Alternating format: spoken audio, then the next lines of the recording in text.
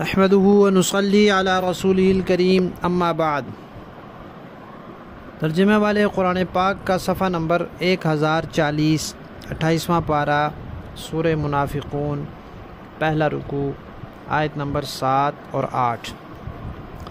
اعوذ باللہ من الشیطان الرجیم، بسم اللہ الرحمن الرحیم۔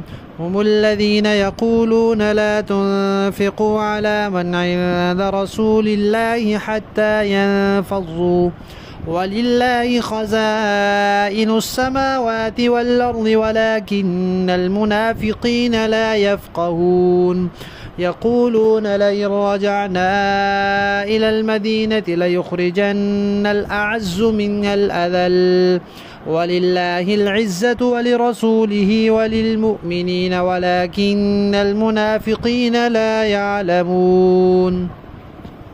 صدق اللہ العظیم۔ یہ سورہ منافقون ہے اور اس کے آغاز میں اس کی شان نزول کی تفصیل بتائی گئی تھی کہ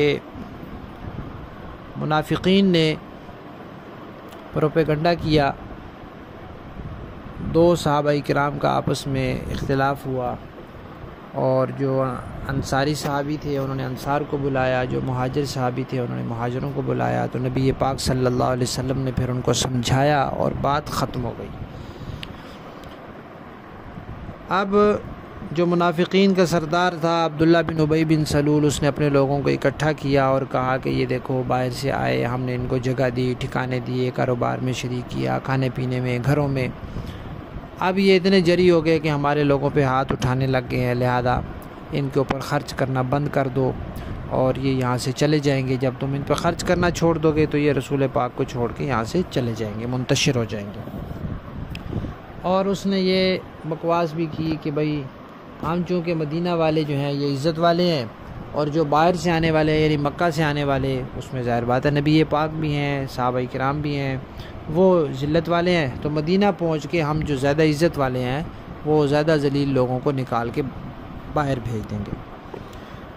یہ بات نبی پاک صلی اللہ علیہ وسلم تک پہنچی، آپ نے اس سے پوچھا، اس نے وہ مکر گیا، انکار کر دیا اس نے، تو اللہ تعالیٰ نے یہ آیات نازل کی اور اس کا جھوٹا ہونا ثابت ہو گیا۔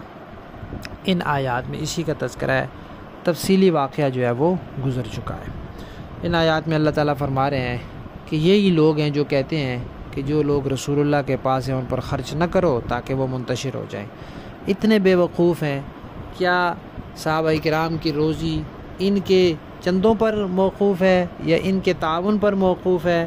روزی تو اللہ نے دینی ہے، یہ نہیں دیں گے تو اللہ ان کے لیے روزی کے اور دروازے کھول دے گا۔ زمین و آسمان کے خزانے تو اللہ کے قبضے قدرت میں ہیں۔ یہ منافق بدبخت سمجھتے نہیں ہیں۔ پھر وہ بات بھی نقل کی کہ یہ کہتے ہیں کہ ہم میں سے جو زیادہ عزت والے ہیں مدینہ پہنچ کر ذلیل لوگوں کو وہاں سے نکال دیں گے۔ ان بے وقوفوں کو یہ بھی پتہ نہیں ہے کہ عزت تو اصل میں اللہ کی ہے۔ یہ دنیا میں جس چیز کو انسان عزت کہتا ہے، دنیا کی نظروں میں جس کو عزت سمجھا جاتا ہے وہ کوئی عزت ہوتی ہے۔ اب یہ بات معروف ہے کہ انسان پیسہ بچانے کے لیے، اپنی جان بچانے کے لیے پیسہ جانے دیتا ہے، خرچ کر دیتا ہے، اور عزت بچانے کے لیے اپنی جان خرچ کر دیتا ہے۔ تو وہ کیا چیز ہے عزت جس کے لیے انسان اپنی جان بھی قربان کر دیتا ہے؟ تو عزت اصل میں اللہ کی ہے۔ عزت کہتے ہیں بلندی کو، جس میں رسوائی نہ ہو، جس میں ذلت نہ ہو، پستی نہ ہو، تو اصل تو بلندی اللہ کی ہے۔ پھر جس کو اللہ دے دے، اللہ سب سے زیادہ عزت رسولوں کو دیتے ہیں تو رسول کی ہے، پھر اللہ نے ایمان والوں کو عزت دی تو ایمان والوں کی ہے۔ ظاہری کسی کے پاس پیسہ جمع ہو جانا یا مال ہو جانا یہ کوئی عزت ہے؟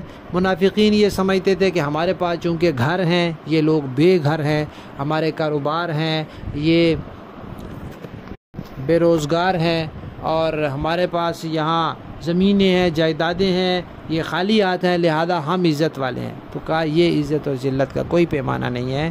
عزت وہ ہے جس کو اللہ عزت کہتے ہیں، اور اللہ نے عزت رسول کو دی ہے اور ایمان والوں کو دی ہے، لہذا یہی لوگ عزت والے ہیں۔ منافقین کو سمجھ ہی نہیں ہے اس کی۔ لفظی معنی دیکھیں، ہم الذین، وہی ہیں جو کہتے ہیں لا تنفقو، نہ خرچ کرو، اعلیٰ، اوپر، من ان لوگوں کے، عندہ جو پاس ہیں، رسول اللہ کے، حتیٰ ینفضوا، یہاں تک کہ وہ منتشر ہو جائیں، بکھر جائیں، چھوڑ کے چلے جائیں۔ وَلِلَّهِ اللہ ہی کے لیے ہیں خزائن خزانے السماوات آسمانوں کے والارض اور زمین کے وَلَكِنَّ الْمُنَافِقِينَ لیکن منافقین لا يفقهون سمجھتے نہیں ہیں یقولون وہ کہتے ہیں لَإِن رَجَعْنَا اگر ہم لوٹ کر گئے إِلَى الْمَدِينَةِ مدینہ کی طرف لَيُخْرِجَنَّا تو ضرور نکال دے گا الْأَعَزُّ مِنْهَا جو الْأَعَزُّ جو زیادہ معزز ہے وہ منہا وہاں مدینہ سے الْأَذَل زیادہ ذلیل لوگوں کو وَلِلَّهِ اور اللہ ہی کے لیے العزت عزت ہے وَلِرَسُولِهِ اور اللہ کے رسول کے لیے ہے وَلِلْمُؤْمِنِينَ اور ایمان والوں کے لیے ہے وَلَكِنَّ الْمُنَافِقِينَ لیکن منافق لوگ لا يعلمون جانتے نہیں ہیں۔ اور یہ بات پہلے بتائی جا چکی ہے کہ اس کے بیٹے نے مدینہ کے باہر کھڑے ہو کر یہ تلوار اٹھا کر کہا تھا کہ میرا باپ جو ہے جب تک یہ نہیں کہے گا کہ میں ذلیل ہوں رسول اللہ عزت والے ہیں اور جب تک رسول اللہ اجازت نہیں دیں گے تو میں اسے مدینہ میں داخل نہیں ہونے دوں گا۔ وہ جو کہتا تھا کہ زیادہ معزز ہیں ہم، اللہ نے اس کو اس کے بیٹے کے ذریعے ایسا ذلیل کروایا کہ اس کو پھر کہنا پڑا کہ رسول اللہ عزت والے ہیں اور میں ذلیل ہوں، اور حضور نے کہا کہ ٹھیک ہے اس کو جانے دو۔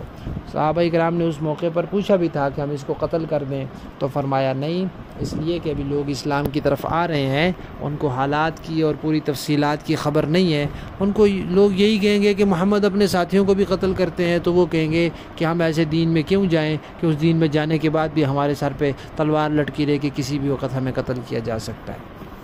تو رہتی دنیا تک پھر یہ پروپیگنڈا رہے گا کہ محمد اپنے ساتھیوں کو بھی قتل کرتے تھے۔ حقیقت کا تو لوگوں کو نہیں پتہ ہوگا، تو ایسے پروپیگنڈے کا لوگوں کو موقع نہیں دینا چاہیے۔ با محاورہ دیکھیں، هم الذين يقولون لا تنفقوا على من عند رسول الله حتى ينفضوا، یہی تو ہیں جو کہتے ہیں کہ جو لوگ رسول اللہ کے پاس ہیں ان پر کچھ خرچ نہ کرو یہاں تک کہ یہ خود ہی منتشر ہو جائیں گے۔ وَلِلَّهِ خَزَائِنُ السَّمَاوَاتِ وَالْأَرْضِ وَلَكِنَّ الْمُنَافِقِينَ لَا يَفْقَهُونَ، حالانکہ آسمانوں اور زمین کے تمام خزانے اللہ ہی کے ہیں لیکن منافق لوگ سمجھتے نہیں ہیں۔ یقولون لئن رجعنا إلى المدینة لیخرجن الأعز منها الأذل، کہتے ہیں کہ اگر ہم مدینے کو لوٹ کر جائیں گے تو جو عزت والا ہے وہ وہاں سے ذلت والے کو نکال باہر کرے گا۔ وَلِلَّهِ الْعِزَّةُ وَلِرَسُولِهِ وَلِلْمُؤْمِنِينَ وَلَكِنَّ الْمُنَافِقِينَ لَا يَعْلَمُونَ، حالانکہ عزت تو اللہ ہی کو حاصل ہے اور اس کے رسول کو اور ایمان والوں کو، لیکن منافق لوگ نہیں جانتے۔ صدق اللہ العظیم۔